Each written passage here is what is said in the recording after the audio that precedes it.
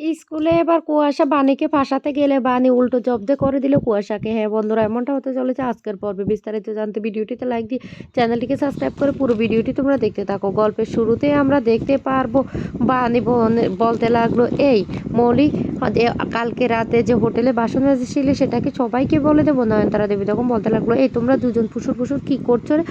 অনিরুদ্র তখন বলতে লাগলো, আরে বাণী না মৌলিকে তার আদব কায়দাটা শিখাচ্ছে। তখন মৌলিক আর কোনো কথাই বলে না। নয়নতারা দেবী তখন বলতে লাগলো, এই বাণী ডাকাত রানী, কী বলেছো আমার নাতনিকে? বাণী তখন বলতে লাগলো, কিছুই বলিনি, আমার দেরি হয়ে যাচ্ছে, আমাকে এখনই স্কুলে যেতে হবে। বিদ্যুৎ তখন বলতে লাগলো, কালকে রাতেও বাসন মাজতে হয়েছে আর আজকেও কাপড় ধুতে হবে। তখন নয়নতারা দেবী রেগে যায় বিদ্যুতের উপরে। বিদ্যুৎ তখন ভয় পেয়ে যায়। এদিকে বাণী যখন বেরোতে যাবে তখন সেখানে চলে আসে ঈশানী। ঈশানী এসে বলতে লাগলো, আর যাই কিছু করুক না কেন, এইভাবে বাণীকে আটকানো যাবে না। আর মৌলি, তোমার উপর কিন্তু তোমার দাদু প্রচণ্ড রেগে আছে, তুমি সেটা বেশ ভালো করে বুঝতে পারছো। আর তোমার দাদু বলেছে নিজেকে প্রমাণ করার জন্য। এবার তুমি নিজেকে কিভাবে প্রমাণ করবে সেটা তুমি দেখে না। বাণীকে কাজ করে আর প্রমাণ করতে হবে না, বাণী সেই প্রমাণ অনেক আগে দিয়ে দিয়েছে, বুঝতে পারছো?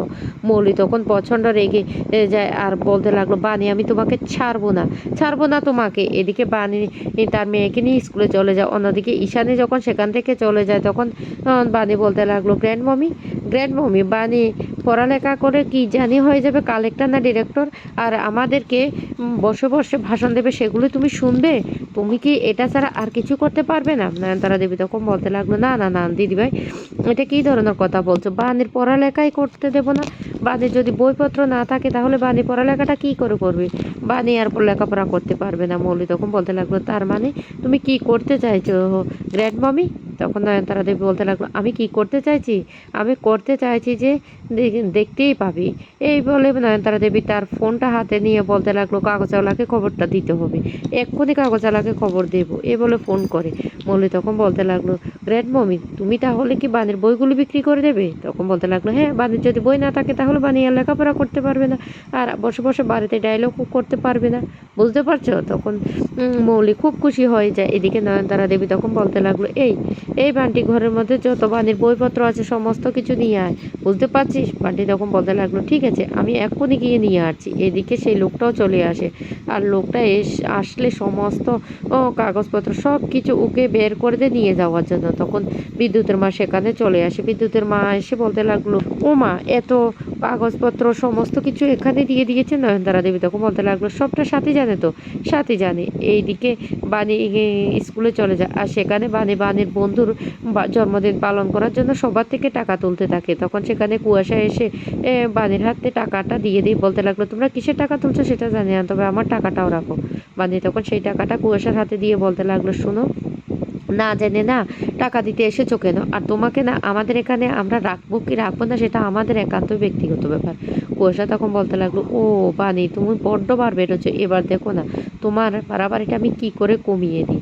তুমি বাড়িতেও সবার মাথার উপরে বসে থাকো, এখন স্কুলেও সবার মাথার উপরে বসে থাকবে, সেটা তো হতে পারে না। এইদিকে বানি সবার থেকে টাকা নিয়ে তার বন্ধুর জন্মদিন পালন করার জন্য একটা কেকের অর্ডার করে, আর ওই কাকাটা কেক নিয়ে আসলে বানি তখন বলতে লাগলো, খুব খুশি হয়েছি, কত টাকা এসেছে, এই বলে টাকাটা দিয়ে দে। তারপরে তার বন্ধুকে বলতে লাগলো, এবার তাহলে আমরা কেকটা কাটতে পারি, জন্মদিনটা ভালোভাবে পালন করতে পারি। তখন ফ্রেন্ডরা সবাই খুব খুশি হয়ে যায় আর বলতে লাগলো, বানি তুমি যে এত সুন্দর আয়োজন করবে আমরা ভাবতে পারিনি। এদিকে ওই বন্ধুটা কেক কাটতে থাকে আর সবাই আনন্দ করতে থাকে। তখনই সেখানে মাস্টারমশাই চলে আসে আর মাস্টারমশাই এসে বলতে লাগলো, এখানে কি হচ্ছে?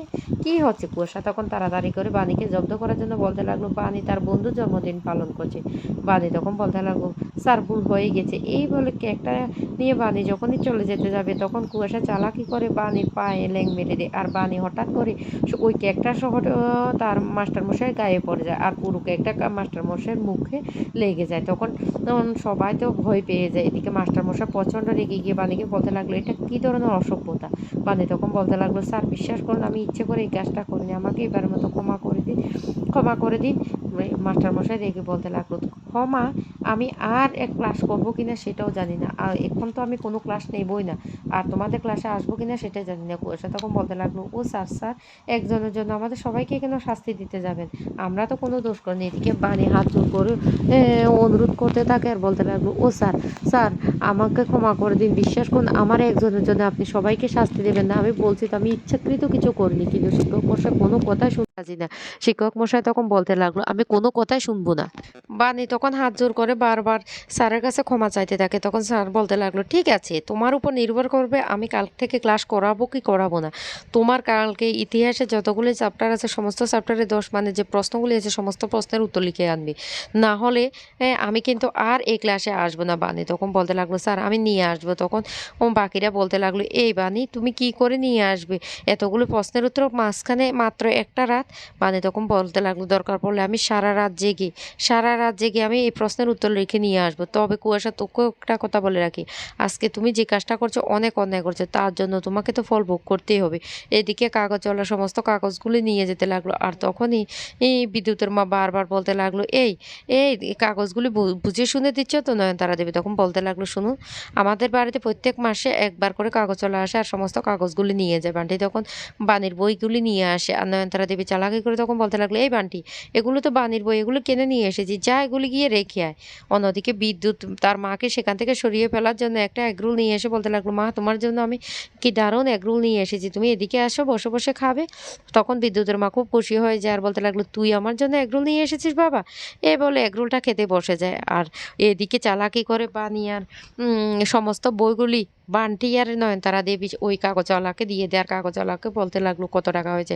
কাগজওয়ালা তখন বলতে লাগলো, 500 টাকা হয়েছে। উল্টো আরও টাকা দিয়ে দেব কাগজওয়ালাকে। কাগজওয়ালা তখন বলতে লাগলো, এ বাবা এ কেমন আজব ফ্যামিলি, আমাকে উল্টো টাকা দিয়ে দিচ্ছে। যাক বাবা আমি টাকাও পেয়েছি বইও পেয়েছি, আমি এখান থেকে চলে যাই। এই বলে সে কাগজের সাথে বইগুলি বেঁধে সেখান থেকে নিয়ে চলে যায়। এদিকে তো বান্টি আর নয়নতারা দেবী খুব খুশি হয়ে যায়। তখন ওরা ঝালমুড়ি এনে সবাই মিলে একসাথে খেতে থাকে।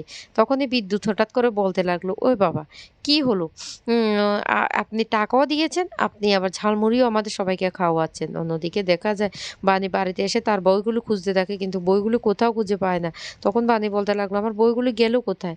তখনই তানিয়া বলতে লাগলো, মাম্মাম আমার বই তো আছে, তোমার বই কোথায় গেল? অনুরুদ্র তখন বলতে লাগলো। আর তখন সেই মুহূর্তে বিদ্যুতের মা সেখানে চলে আসে। বানি তখন বলতে লাগলো, বাড়িতে কি কেউ এসেছে? বিদ্যুতের মা তখন সবটা খুলে বলে। আর তখনই বানি বলতে লাগলো, নির্ঘাত আমার বইগুলি বিক্রি করে দিয়েছে। এদিকে মৌলিরা সবাই মিলে যখন ঝালমুড়ি খাচ্ছে তখন বানি সেখানে চলে যায় আর গিয়ে বলতে লাগলো, ঠাম্মি তোমাকে আজকে আমার একটা কথা জবাব দিতে হবে।